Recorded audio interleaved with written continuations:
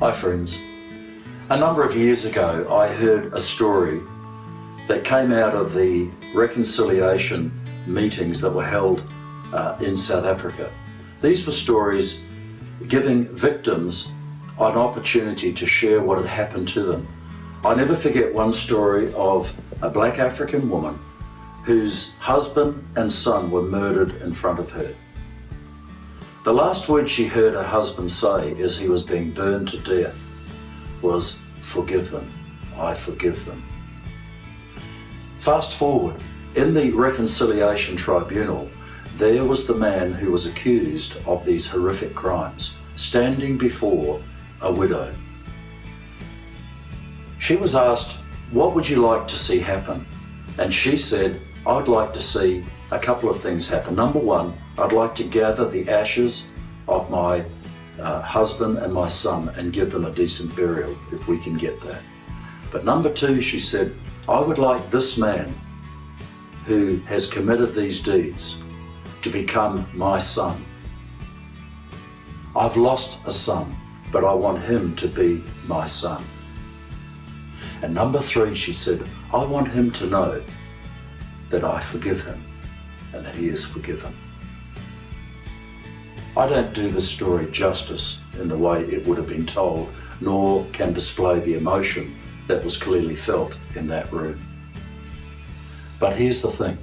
This lady knew some higher source of forgiveness for her, and let alone her husband, who was burned to death, to be able to say, "Forgive this man." My forgiveness is conditional. And I think it's fair to say we really struggle with things that are particularly unjust and how to deal with them. But this woman, and indeed her husband, were able to forgive because they themselves knew that they had been forgiven. Jesus says a scripture in Colossians chapter 3, he says, we forgive others because Christ has first forgiven us. He's forgiven us. I struggle to forgive until I realise how much I've been forgiven. And when we know how much we've been forgiven, we're empowered not only to forgive ourselves, but even to forgive others. Whereas in the past, we may have wanted to take vengeance or to take judgment. This is not an easy thing to grasp, and therefore every day I need to say, "God, you forgive me. How much have you forgiven me? You've forgiven me totally of all of my sins, past, present, and future." This is the only way, and this is why I need to connect with those foundations, so that I know that God holds nothing against me, and because of that, I then am empowered and indeed have a choice to forgive not only myself, but others around me. Forgiveness is hard. It's hard because I don't want to be seen to be wrong.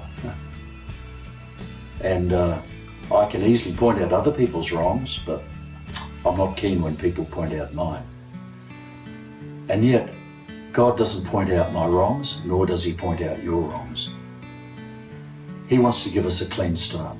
And because he's given me a clean start, and he offers a clean start to any person, why, when I appreciate this, I'm far more inclined now to not only let myself off the hook to forgive myself, but also to forgive others. Forgiveness is such a powerful subject. If you want to dig deeper on this, please look at the attached link and feel free to ask for any help that you would like to share about or to ask about.